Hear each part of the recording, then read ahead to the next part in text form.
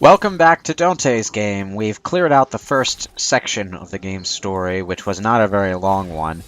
Uh, the plan as outlined by Vorgel was to was to take down first the Soda Factory, then the Rapture News Network, and then go for the big man himself. Well, we're going to be spending a lot of time trying to get to Rapture News Network. Okay, I get Dante. What's Vorgel? I think the people making fun of this game just gave up when it came to coming up with a nickname for Virgil. But yeah, that's Vorgel is one of the names that I always hear for him, just to differentiate him from the cool Virgil. Why stop there? Why didn't Mundus? Mandus? Nundus. No, well, they already pronounce it differently in this game. What about Nundus? No, Mundus gets one, but I haven't said it because I find it kind of crude. They call him Mondas. Yeah. Okay. Yeah, I'm not very fond of that one. Yeah, we'll meet you there. See you soon, Virgil. That's Vorgel. Sorry. So what is Virgil doing this entire time anyway? Hiding because one of their secret weapons is in fact Virgil. Mundus doesn't know that there's a second Nephilim in existence. So while he knows about Dante, Dante is going to be up in your face doing all the legwork while Virgil hides out just in case shit goes down. Well, he gets all the kickbacks. And I appreciate it. Yeah. Oh, he's not being a douchebag! Yeah! Character growth. It's great that they tried to have Dante grow as a character, but here's the difference between this character growth and Devil May Cry 3. Okay? In both cases, it was the game's female lead that led him to realize he was being a bit of a douchebag. In this case, it's a romantic attachment. In Devil May Cry 3's case, it's kind of just because Dante empathized with Lady. There was no romantic connection whatsoever, and as of Devil May Cry 4, there's still no romantic connection whatsoever. Lots of cleavage shots, though. That's just a writing thing. If you have a female character and a male character, they gotta have sex. So, Yeah, but part of the reason I liked Lady as a character was because that didn't happen.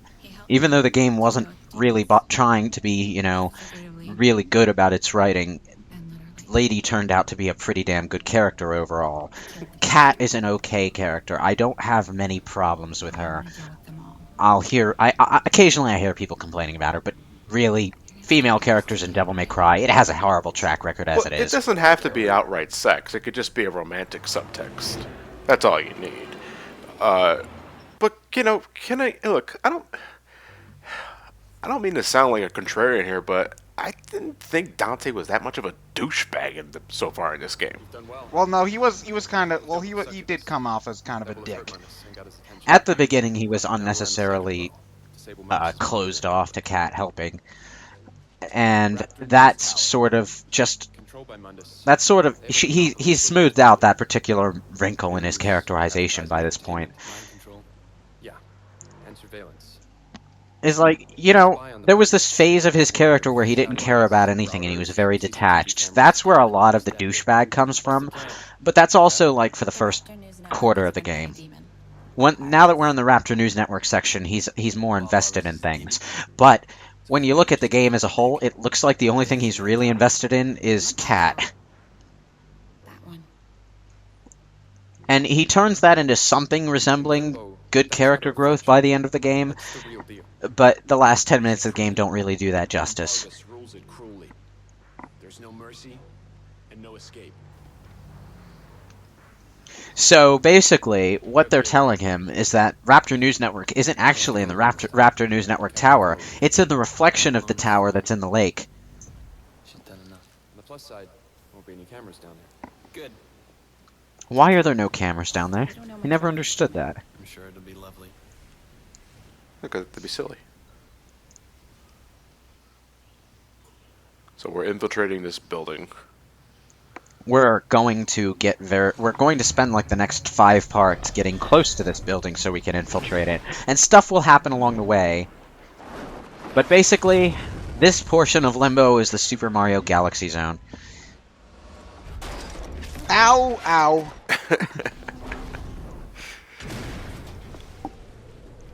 Lots of anti-grav shit. More Super Mario Galaxy or Gravity Rush? You know, I'm somewhat Gravity Rush, I suppose. Yeah, it looks more like Gravity Rush. The color scheme looks more like Gravity Rush anyway. But you know, I'm convinced that this entire section exists so that they could make that pun. Wait, what was it? So is this technically the water level of the game? Oh, the pun was that now I see why your view's so upside down. Or something. Ah. Yeah, that was pretty bad. Dante, punch! Punch. Okay, you see, now that's you reaching for it, not me. I couldn't help it, I heard. Alright, so this is, was it Eric's? Was it something like that? Or Eric's, yeah. Eric's, yeah.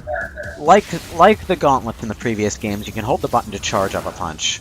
Unlike the gauntlets, the moves are just kind of unrefined punches and stuff. There's nothing really cool about the way Dante fights hand-to-hand in this, whereas he had more of a brawler martial arts style in the previous games that was just so satisfying to use somehow. But this Dante in particular looks like he spends more time in swordplay than fisticuffs. Which is probably why it comes off so awkward.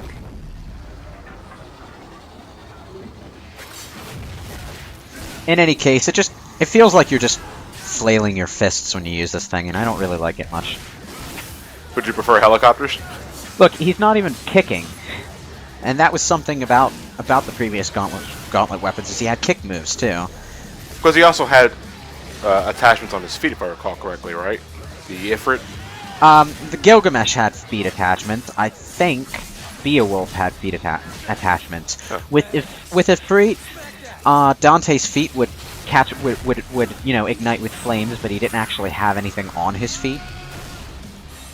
No, I would say the fire qualifies as something. So, No, in terms of part of the weapon, the weapon itself was just gauntlets, but it empowered him with the ability to do flame kicks as well. 17, 18. Oh, come on, go for 20. 19 and 20. That. Stop missing. Stand still. Let me hit you. Stop falling so fast. At this point, I just said fuck it with the gauntlets and went back to the sword. Oh, you. The first thing they do when they see you is glow yellow and become invincible. Which is why you jumped over them. Yeah. But then they wind up spending a lot of time after you deal damage in yellow invincible rage mode 2. It's like these things wouldn't be half as annoying, except they waste a lot of your time. And there's absolutely nothing you can do to knock it off, like knock it out of them? Actually, there is, but it requires a weapon I don't have yet. If you stick enough sticky bombs on a yellow raging opponent and detonate them all at once, they will get knocked right out of rage mode. Damn. Unfortunately, you don't get that until the final stages of the game. When it no longer fucking matters. Actually, it does matter at that point, because there are a lot of yellow rage mode enemies, but still. Never thought I'd be breaking into jail. These missions go a lot smoother once you have that weapon from previous missions. Also, we've reached the city's jail. The entire city is inverted down here, so we're going to be going through a lot of parts of it. We're going through jail for some reason, as opposed to going around the jail. Well, there's not a lot of going around to you know, negotiate when the section is. I'm not sure how I was supposed to do that the first time without falling. Maybe you had to turn around and go back on the grapple point. Not really sure. The blue one, I mean. But anyway, going around the prison would be fine if we could just go on the streets and stuff, but the entire city's upside down, so we sort of just have to work with whatever ground we're given. Also, there's a lot of trapped souls down here. Traitors? Yeah. So what are trapped souls? Just prisoners of Mundus? Yeah. So wait, hold on. In this place, it's jail. You're forced to watch Fox News all day. Oh man. Raptor news. Raptor News Network. We're working with bland names here. But, you know, Raptor is more of an eagle thing, though. Because freedom. Because patriotism. Trademark. The trademark's very important. You gotta add that trademark. How would you describe this entire area, though? Is it anything? It's more the same that we've already explained, or? It's not, in terms of functionality, the only real difference is these launcher things that you can angel lift into. Whatever you are, get the hell out of here. Okay, since you asked so nicely. We're going to be seeing a particularly annoying enemy type pretty soon, but this area, in terms of structure, isn't terribly different from the Slurm Factory. I keep forgetting the soda's name is Virility now. Thanks. What is even that from? Futurama. It's Futurama. Oh, I haven't watched much of that, so. Well, neither have I, but everyone I talked to kept comparing it to Slurm, so I had to figure out what that was.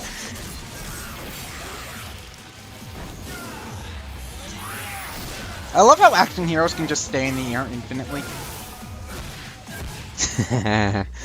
Oh yeah. Like, that's what we need to do for flying cars. Just we have to get a whole bunch of action heroes and just have them float in midair while we ride on their back. It'd be only like a drive for like a minute. No, get all the action heroes together, grind them down into a smoothie, and fuel the cars with it. Are you secretly working for Mundus? I mean, we'd be sort of short when the evil villains come to take over, but hey, we got flying cars. Just so you know, the reason my angel weapon is glowing especially bright right now is because I upgraded its charge capacity. It can charge further, so it can do more damage while it's charged. But I don't think there's a way to upgrade its base damage at all. You see, I would think that's because it's an angel weapon in limbo. But no, it's an upgrade. You know, it's like how the Master Sword in Zelda glows when it senses evil. Or am I thinking of Lord of the Rings? You seriously cut out there, so I didn't hear a word you said. Well, I'm saying... Well, am I coming in fine now? Yeah. Yep. Yeah. Okay, well...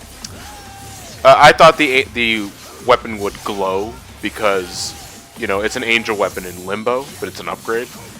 And I thought that because, you know, it's kind of a theme with certain weapons, like holy weapons anyway. Like how in Zelda the Master Sword glows when, you know, you're on the verge of fighting something evil, or how like in Lord of the Rings, like that Sting. that one Yeah. that one sword glows when there's orcs nearby. around. Yeah.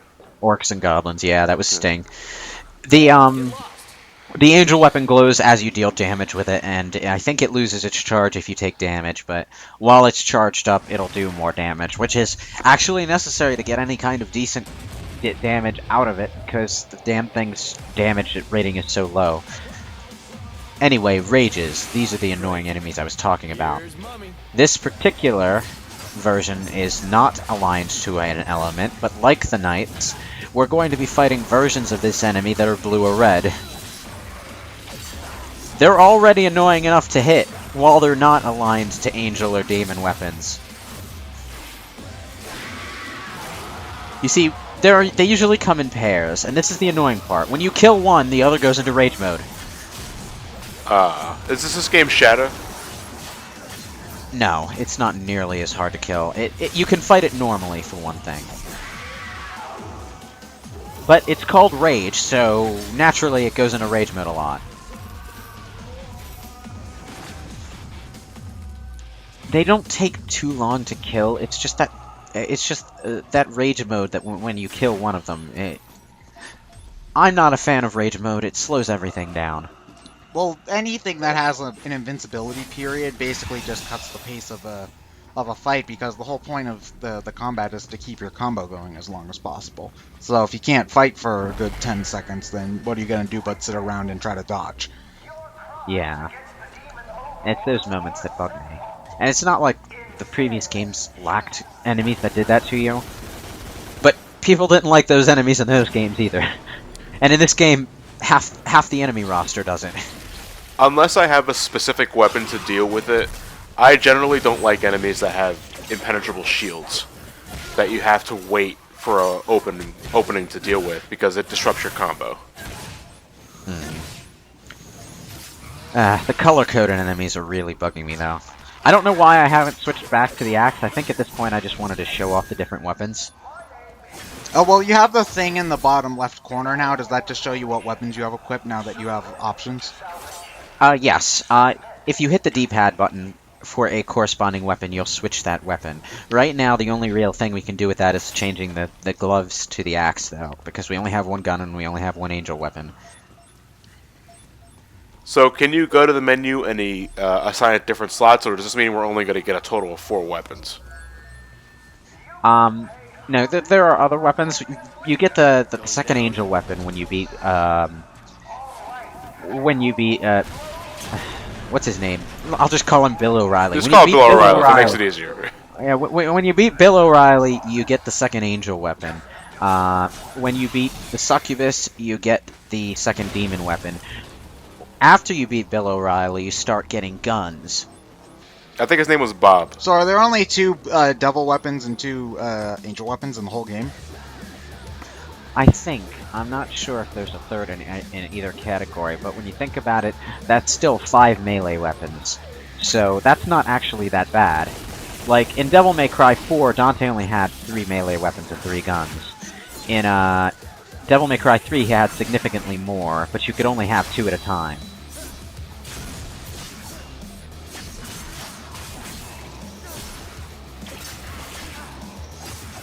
Why did I yank that rage back before he had a chance to fall into the bottomless pit? Will that kill them?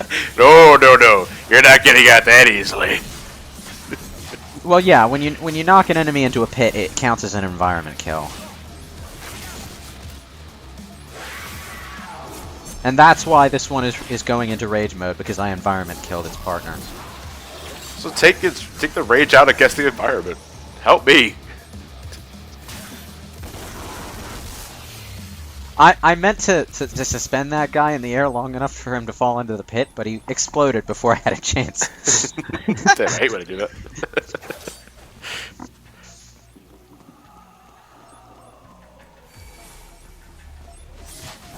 I really do like how your sword glows now. Huh? Your sword, I do like how it glows in this area. Yeah. Huh. I can't tell if it's just bloom or... I think it's actually the lighting, because the lighting in this area is a bit weird. Oh, I like it. Pops. Helps keep an eye on Dante. There's a copper key right next to a copper door. Why can't all the secret missions be that easy to get into? I wonder if it's under this incredibly obvious welcome mat. Well, I'd like it if all the keys were in the same missions as their doors, but no.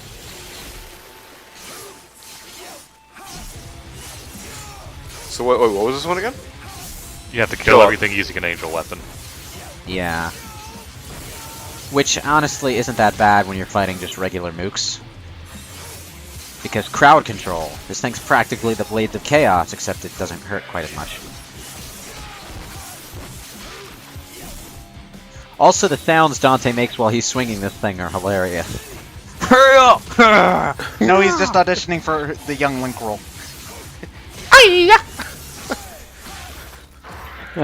Bit of a deep voice there, but I like the fresh take on the character. You're hired. Okay, now we need you to smile really happily for the Mario Kart DLC. And for that one first 4-figure Sigma thing. Oh man, no, the Skyward Sword one. Oh man, Yeah. that's. Oh man, dude, no, not like that. That's just creepy. Can I ask for reference? Someone link me a image when we're done here. Sure. Yeah, I'll go look for it.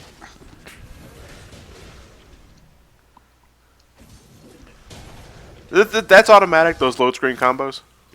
Yeah.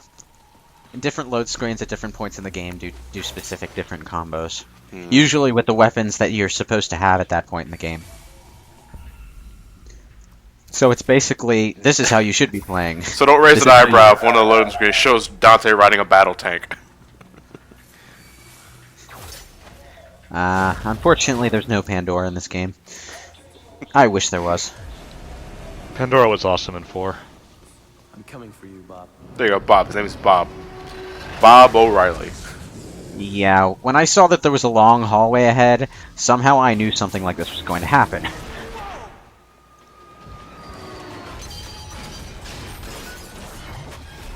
Oh yeah, and that was the bottom of the train tracks. I wonder if that train crashed in the real world too. Well, in the beginning of the game, the Ferris wheel was actually being like rolled around. Yeah, I know, but they don't ever really touch on that. Like, is this train crash an actual thing? Did people die? Are the terrorists being blamed for it, or what? No, we're not going to find that out because we have a character to introduce. The Harpies. Oh, yes, and the Harpies as well, which is going to be the subject of the next mission, unfortunately. Is that the controversial thing you were talking about? No, we're not going to get to that until our next section because that's deep into the second half of the game. Okay. Oh, they look kind of like marionettes a little bit, or robots or something. Dolls. Yeah. Do you want to know what's annoying about the Harpies? You need the shotgun to take them down effectively. And I don't have the shotgun yet. So not even dragging them with the grapple gun? Basically, they'll dodge your grapples a lot. They'll flit around really annoyingly. You're supposed to grapple them when they try to take aim at you. That's, I think, when they're vulnerable. But what you're really supposed to do is use the shotgun to blast their wings off of them so that they're stuck on the ground. Can't do that yet, though.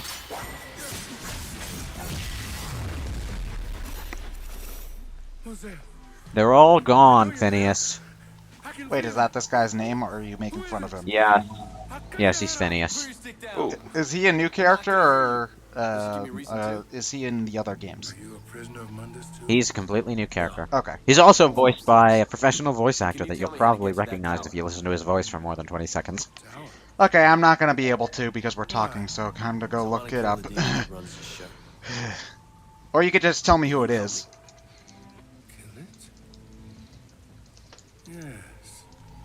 Well, I know he has something to do with Happy Gilmore, but that's the only clue I'm giving you. That's Okay. a visually disturbing design. Okay, you see, I haven't watched Happy Gilmore, so Ever Okay. seen Happy Gilmore? nope. Okay, here's another Lou one. Beatty He's voiced, Jr. Yeah, I'm not familiar with him. he's voiced by God, I think. As in God from Bruce Almighty. You mean Morgan Freeman? He's not voiced by Morgan Freeman. So? No? No, He's he's not? voiced by Lou Beatty Jr., or at least that's what IMDb tells me. Well, then he's voiced by a really clever imitation of God. Hello, Dante. I'm Morgan Freeman. You know, I thought it would be him because he has that very distinctive voice tone, but no, I guess not. As if this game could get Morgan Freeman. You'd be surprised. Some really good actors have voiced some really bad shit in the past.